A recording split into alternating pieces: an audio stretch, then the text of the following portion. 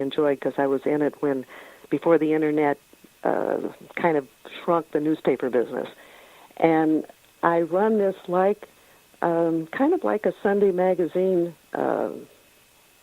page, and I have lots of photos. We hardly ever post something that doesn't have visuals to go with it. I try to write in a very condensed form that's easy to read, and I use a lot of boldface so that people who are rushed for time can at least skim through and get the most important aspects of a story. And originally, we started the website because of UFO sightings here in the mountains of western North Carolina, but it's a hotbed of all sorts of interesting things. We have Bigfoot, we have little people, we have secret underground bases, and each of those things comes packaged in many, many different forms. So you can just follow all sorts of stuff around here. Oh, I think it would keep you really busy because I was looking at your website and I'm going, wow, this is one of the coolest websites in the paranormal that I have run across. And I would encourage people that whenever they go to a section, like we have a section just on ETs and Bigfoot, and we have one just on UFO photos and just different kinds of categories, you can click on those. And every single one of them has an up in the upper right-hand corner, there are the archives. And most people, like if you're interested in Bigfoot, if you go into the archives, you're going to find stories there that are going to be new to most people. And we didn't start out, covering Bigfoot until we began to run into it in a big way. And just before talking with you today, tonight, I went and checked, and we've done 52 stories on Bigfoot. Oh, wow. That's a lot. Like I said, and a lot of that is local. We certainly do other things, too. But, there's just bukus of stuff to get into.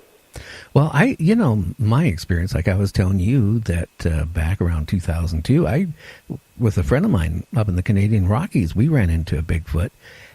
It was not the most fun experience I ever had. I mean, we were planning to be gone for about 2 weeks, and we went up there, and probably the third day out on our road trip taking photographs, when we ran across that Bigfoot, we made a decision. We were so shook up, we had to go back home. We did briefly talk about this subject before we went on the air, and you can't really blame the Bigfoot. It's sort of like when the white men came in here and ramrodded through the Native American territories. And that's what's really happened to the Bigfoot. I don't hear stories about them hurting people, but they sure do try, in many cases, to scare people away. And they'll throw rocks, but they won't hit you. They'll, make these sounds that send chills all the way up and down your spine. But they're not really violent for the most part that I've heard of. Well, can I play a sound real quick of a Bigfoot I have? Okay. Okay, let me key it up here, and let's see, go.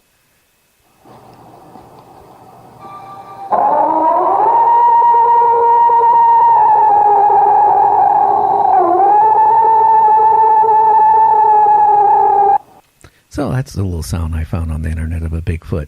It kind of, the sound I heard was similar to that, but it was more of a threat type of sound than that. That sounded more like a calling. We've got one story on there that we posted earlier this year, so it's not going to be in the archives. It's just in the Bigfoot section. And the title of it is Archaic Japanese and Bigfoot Language. And what's really neat is this man, let's see if I can get his name straight. I think it's Scott Nelson.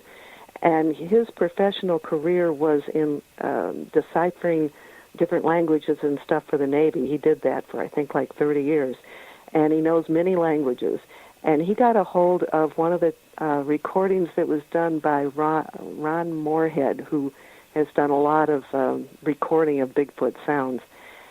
And this is, I've heard of several of them, but this one's just incredible. And I would encourage people to listen to it. It really sounds like a samurai. In fact, it's labeled samurai chatter. And again, if you just go to the Bigfoot section for this year And the story is archaic Japanese and Bigfoot language. When you read the story that goes with it and then listen to it, it gives you a pretty complete picture. There is language. Scott Nelson had to slow down the tapes in order to begin to hear the language. And there are, things that are actually in English also. Phrases like, I can't quote it off, but it's like this one Bigfoot was mostly interested in food, and it was like, want plenty food. In other words, they'd heard, people speaking languages, and they picked up on some of it. Well, I wouldn't doubt it. I mean, you take animals like dogs and stuff. They understand. That doesn't take them very long to understand certain commands and certain words. Especially if especially when it's involved with food, right? Oh, yeah.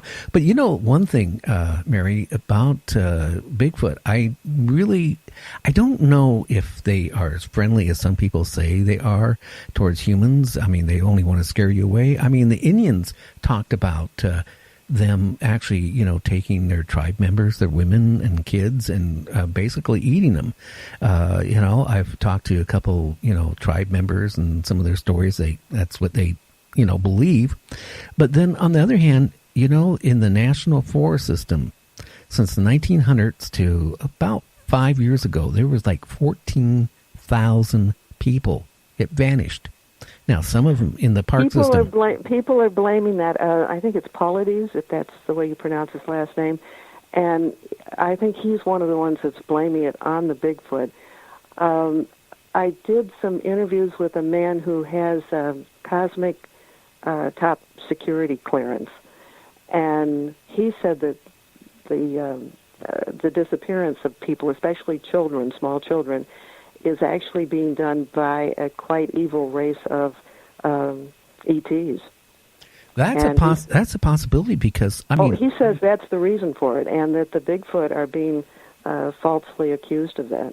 Well, they could, be blaming them for that reason and not to alarm the people. But, 14,000 people is a lot.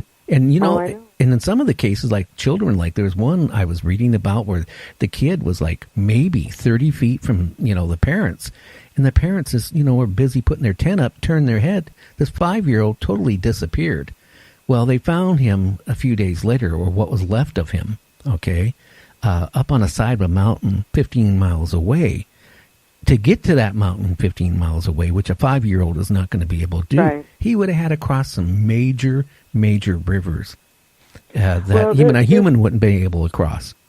This man with the high security clearance, he said that some of them refer to this race as the dominators, and that certain aspects of our government, which are on the dark side, so to speak, will exchange technology with this race of ETs in exchange for food, human beings to eat. Yeah, and they prefer young children.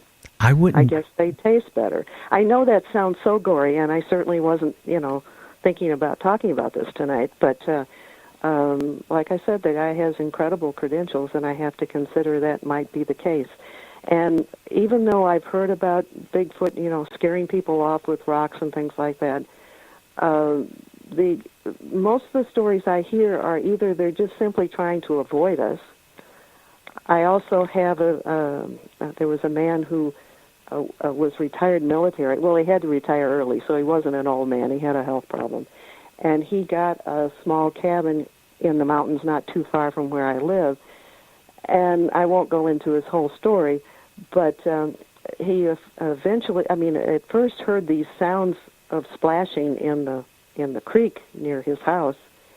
Eventually, he found out there was a pair of Bigfoot and their two, let's say, teenage children that lived up the mountain behind him, a totally undeveloped area.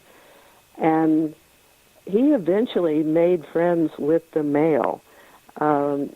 When the man would go out and work in his garden, the male would eventually come down when he was working in the garden and he would share food from the garden with him, and that I would consider that very, very peaceful. So we have to keep this stuff balanced. Another story that gives a total different perspective is a story that comes from Joan Ocean. Now, she is the most recognized dolphin expert in the world. She lives in Hawaii. And she was contacted by somebody here in the continental United States who had Bigfoot on their land, and she was contacting Joan to get some hints on how to communicate with the Bigfoot. Eventually, Joan came from Hawaii to the mountains, and she was able to make contact with a very evolved group of, or clan of ETs, and they were able to communicate at a pretty good high level. One female Sasquatch is what they were calling him, was like a medicine woman or like a healer, and had great knowledge, and could even they could even print in English and also in ancient Irish. I'm going to say it wrong. Agam. It's the old Irish way of writing where they have a horizontal line, and then they'll make lines vertically both above and below the line, and they like represent letters. And it's the same Bigfoot were able to use that language also. So that was a very evolved group of Bigfoot. Bigfoot, so yeah. they are not all the same. And down in Florida, they call them skunk apes. They seem to be smaller, and they don't seem to be as intellectual and curious as some of the ones in the western mountains. How about being aggressive? I mean, you talk about like the Yeti and the Himalayas and stuff like that. It's supposed to be really aggressive. But maybe their aggressive, being aggressive, I should say, is because of what we've done to them, back 150 years ago, 200 years ago, as we were settling this country. The same thing as we did to like the buffalo and stuff. We made them almost virtually extinct. Right. Maybe they're totally fearful of man. And their space is being infringed upon more and more and more. And so where can they go? It's like they're down to their last acre, and they have all the more reason to want to protect it. Well, a lot of people don't realize where I even moved 20 years ago. I moved in a rural area, which there was virtually no houses. And my property has almost 2 acres of cedar trees. But everything down my road 20 years ago was all forest. Then gradually, every couple of years, somebody bought property. The first thing they did is logged it out. Now, probably in this area, I'm one of the few people that have a lot of cedar trees left. Like you walk out my yard and go past the horses, you're in a little mini forest. Well, when I first moved here, I had deer. I actually saw a bear and a cub, walking down the street. The only thing I see now, very seldom do I see a deer anymore. And, I do see raccoons and possums, and that's about it. I mean, which really don't count for much when you think about other animals. No, but what I'm saying is, as mankind keeps spreading out, the animals or the wildlife, they have to go farther out. But then they get trapped. Where do they go? And I think that's where they begin to be more defensive. And then we have idiots that go out there and they just want to trophy hunt.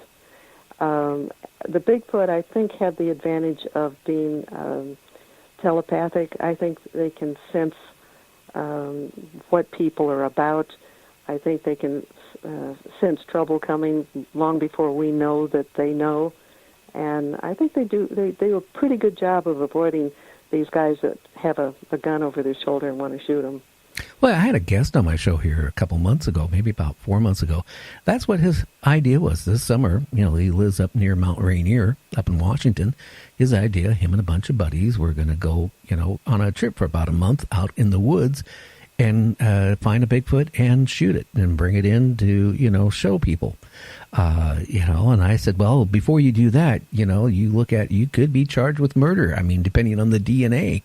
From the other standpoint, I mean, why would you want to do that? Why would you want to go kill something? And there are some people who have aimed a gun at a Bigfoot and made contact with the face of the Bigfoot, and